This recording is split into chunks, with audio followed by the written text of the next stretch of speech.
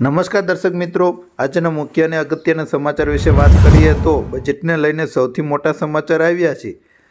કઈ વસ્તુ સસ્તું થશે અને કઈ વસ્તુ મોંઘું થશે તે જાણીએ તો મોબાઈલ ફોન, ટીવી, બાયોગેસ સંબંધિત વસ્તુઓ, mobile spare part, electric vehicle, રમકડા, કેમેરા લેન્સ અને સાયકલ સસ્તી થશે. જ્યારે ઘરની ઇલેક્ટ્રિક રસોઈ ચીમની, વિદેશી કિચન ચીમની, વિદેશી ચાંદીની વસ્તુઓ, ચાંદીના ઘરેણાઓ, સોનું ચાંદી અને પ્લેટિનિયમના ઘરેણાઓ વગેરે વસ્તુઓ મોંઘી થશે. બજેટ જોતા આગળના અને મહત્ત્વના સમાચાર જોઈએ તો બજેટ પહેલાં રૂપિયામાં આવી મજબૂત, ડોલર સામે રૂપિયો 12 પૈસા થયો મજબૂત. સ્ટોક માર્કેટને લઈને કરન્સી માર્કેટ સુધી બજેટ 2023ને લઈને ઘણી આશાઓ અને અપેક્ષાઓ છે. ભારતીય કરન્સી રૂપિયો યુએસ ડોલર સામે 12 પૈસા મજબૂત થયો છે.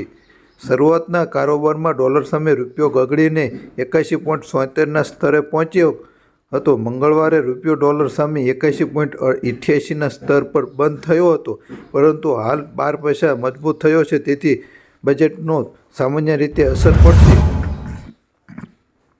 બજેટ વિશે વાત કરીએ તો 7 લાખ સુધી આવક પર ટેક્સ નહીં લેવામાં આવે. મોબાઈલ ફોન, ટીવી, ઇલેક્ટ્રિક વાહનો સસ્તા થશે. મહિલાઓ માટે સન્માન બચત પત્ર યોજના 2 વર્ષ સુધી 2 લાખથી બચત પર 7.5% વ્યાજ અપાશે. પીએમ આવાસ યોજનામાં વધુ 79,000 કરોડ રૂપિયા ફાળવણી કરવામાં આવી છે. હજુ 1 વર્ષ સુધી મળશે મફત અનાજ. રૂપિયા 2 લાખ કરોડની ફાળવણી કરવામાં આવી છે.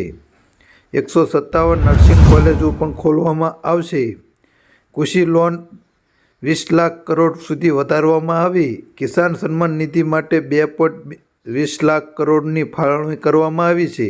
1 કરોડ ખેડૂતોને પ્રાકૃતિક ખેતી માટે પ્રોત્સાહિત કરાશે.